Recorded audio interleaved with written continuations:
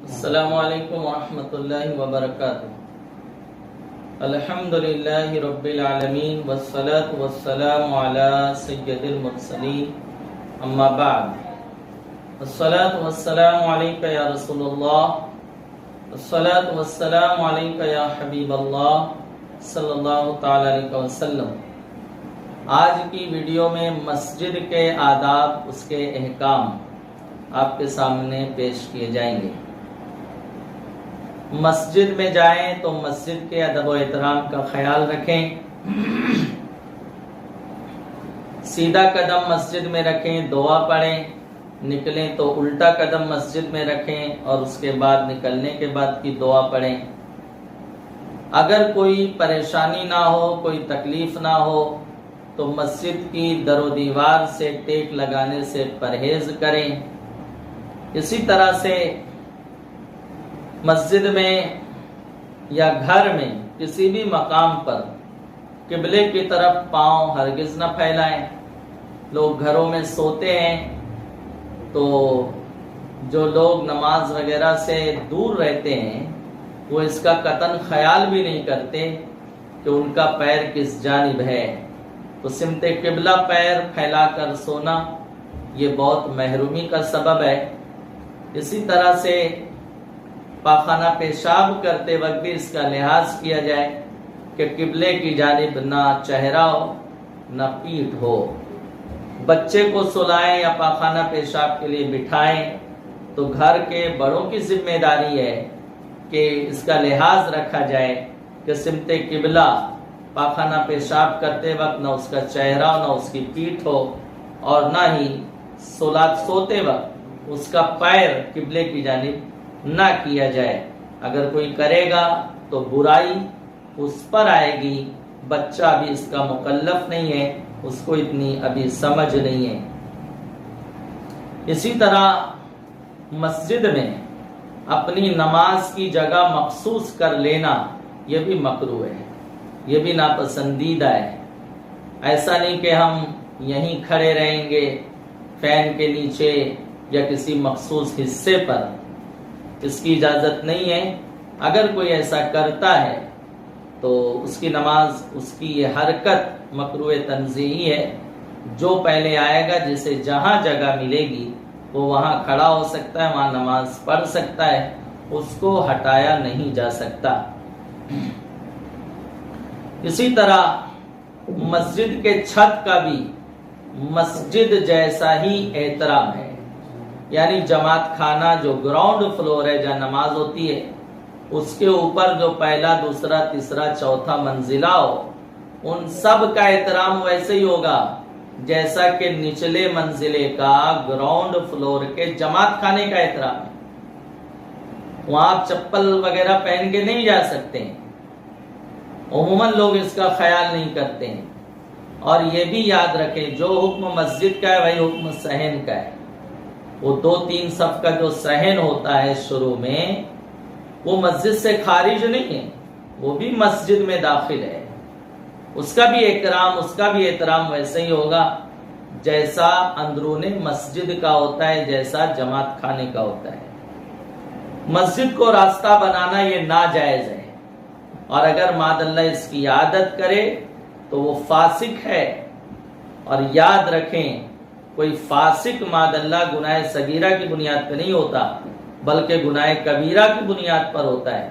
تو مسجد کو راستہ بنانا یہ کوئی چھوٹا گناہ نہیں ہے، یہ بڑا جرم ہے، اور اس کا وہ عادی ہو گیا ہے تو فرماتے ہیں وہ فاسق ہے۔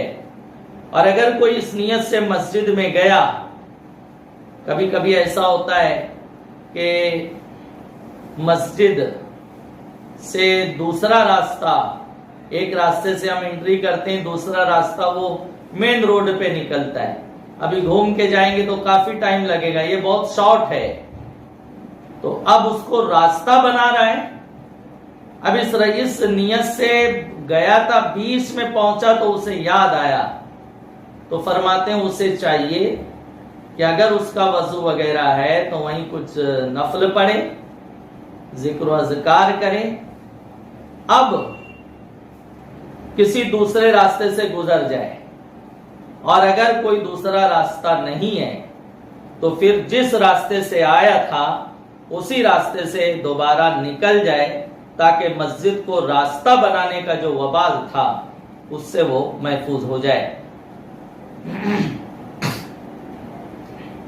اسی طرح مسجد میں گندگی کرنا، میل وغیرہ ڈالنا، کچھ لوگ کی عادت رہتی ہے وہ ناک کھودتے رہتے ہیں اور رینٹ وغیرہ نکالتے ہیں، اس کو چٹائی کے نیچے ڈال دیتے ہیں، تو یہ سب ناپسندیدہ ہے، یہ مسجد کے ادب و احترام کے منافی بات ہے۔ بلکہ مسجد کا کوڑا کرکٹ جو نکلے گا، جھاڑو وغیرہ مارتے ہیں خدام حضرات، تو وہ جو گرد و غبار ہے اس کا بھی احترام کیا جائے گا۔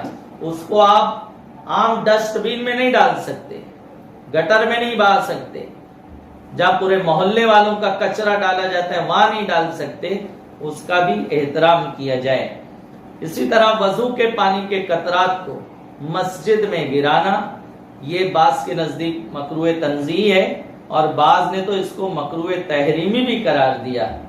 مسجد میں پانی کے قطرے وغیرہ نہیں گرائے جائیں گے۔ ہوتا یہ کہ امام صاحب رکوع میں ہیں، اب یہ صاحب وضو کر کے آئے، چہرے سے ہاتھ سے پانی ٹپک رہا ہے، داڑھی سے ٹپک رہا ہے، نہ پوچھا، خیال کرتے ہیں کبھی اس کو ہم پوچھیں گے، جذب کریں گے، تو جب تک امام صاحب رکوع سے سر اٹھا لیں گے تو امام صاحب رکوع سے سر اٹھا لیں گے تو وہ رکعت چھوٹتی ہے تو چھوٹنے دیں آپ، لیکن اس کی اجازت نہیں ہے کہ رکعت پانے کے لیے آپ مسجد کے تقدس کو پامال کریں۔ داڑھی وغیرہ سے پانی کے قطرات وہ مسجد کی چٹائی پہ گرے، قالین پہ گرے، فرش پر گرے، اس کو بعض نے مکروہ تحریمی بھی بتایا، تو اس سے جو ہے پرہیز چاہیے، بچا جائے گا۔ اسی طرح مسجد میں آواز بلند کرنا، مسجد میں شور و گل کرنا، گپ شپ کرنا، اس کی قطعاً اجازت نہیں ہے۔ سیدی سرکار اعلیٰ حضرت امام علیہ سنت نے فتح رضویہ شریف میں اس حدیث پاک کو بیان کیا۔ مفہوم حدیث ہے کہ آقا علیہ السلام نے ارشاد فرمایا، جو مسجد میں فضول بات کرتا ہے، فضول جس سے نہ دین کا فائدہ ہو نہ دنیا کا فائدہ ہو، تو اس کی 80 سال کی عبادت ماد اللہ ضائع ہو جاتی ہے۔ آپ اندازہ لگائیں، تو مسجد میں ہم گئے، اللہ کی بارگاہ میں، اس کے دربار میں ہیں، ادب و احترام سے رہیں گے، شور و گل نہیں کریں گے، کسی کو بھی مسجد میں چیخو پکار کرنے کی اجازت نہیں ہے، چاہے وہ عام مقتدی ہو، عام مصلی ہو یا مسجد کا متولی ہو، مسجد میں چیخو پکار کی کسی کو اجازت نہیں۔